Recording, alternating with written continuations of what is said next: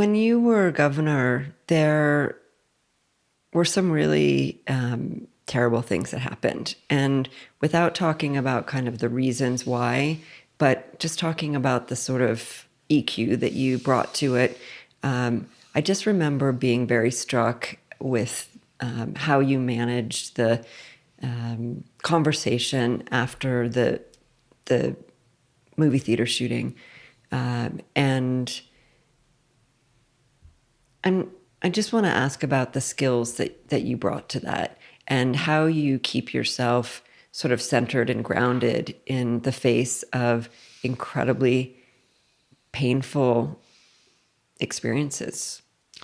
Yeah, that my first 4 years as governor were, I mean, just the shooting in the movie theater, a couple other school shootings, Iraq and Afghanistan. I went to too many funerals. Too many good kids died in those wars, and the worst floods, the worst wildfires we'd ever had. And in a funny way, I almost felt like I'd been prepared, just because my mother grew up in the Depression, never had money. She sewed all her own clothes her whole life, and she just had a tough run. Her first husband died. She had two kids, and he died right on the day he was supposed to be discharged after victory in Europe during World War II. He had a freak accident. He was a pilot, and a freak accident crashed. She lost him, and then she married my dad, had two more kids, and then he got cancer. So she was widowed twice before she was 40 and had to raise four kids by herself on very limited means. And she never complained. She said, you cannot control what life throws at you, but you can control whether it makes you better or worse. And in a funny way, as I went from funeral service, again, 34 funeral services in that 4-year period, I went from funeral service to funeral service and spent a huge amount of time with, the survivors of those lost lives.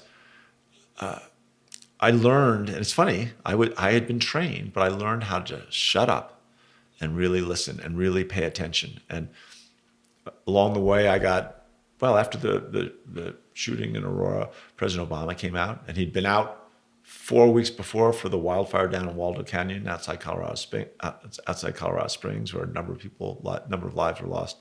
So I spent time with him there, and then he came out for the movie theater shooting, and we spent 2 hours consoling the families and the immediate families of the fatalities who were there. And President Obama knew exactly there'd be a group of 8 people standing waiting. They were all in clusters in this big kind of like a gymnasium almost. And it was a meeting room in the hospital. But he would see, in one case, there was the mother, and she had 2 sisters there. They all looked very much alike. And they lost their son. She'd lost her son. And then there were a couple of other kids and a couple of nephews. But President Obama, I watched, right? It was right at the very beginning. And he went up and he just went up there and didn't say anything. And there was this long moment where he just let the moment be. And then I could not see any acknowledgement on the faces of any of the other people, except he knew exactly which one was the mother. And he took one step and leaned towards her, and there was a pause, and then her arms came up, so she began the embrace, and they hugged. And it was amazingly powerful that what he was doing was listening and paying attention and really trying to be with them in their turf, in their loss. And I asked him about it afterwards, and he said that part of the job of being president is you're consoler in chief. And I looked kind of like, how am I ever going to do that? He says, it's not something you're born with. It's a skill you learn. If you're willing to put in the time and pay attention, you can be really good at it. And it makes an unbelievable difference in the lives of people that are going through the worst experience that they could have ever imagined.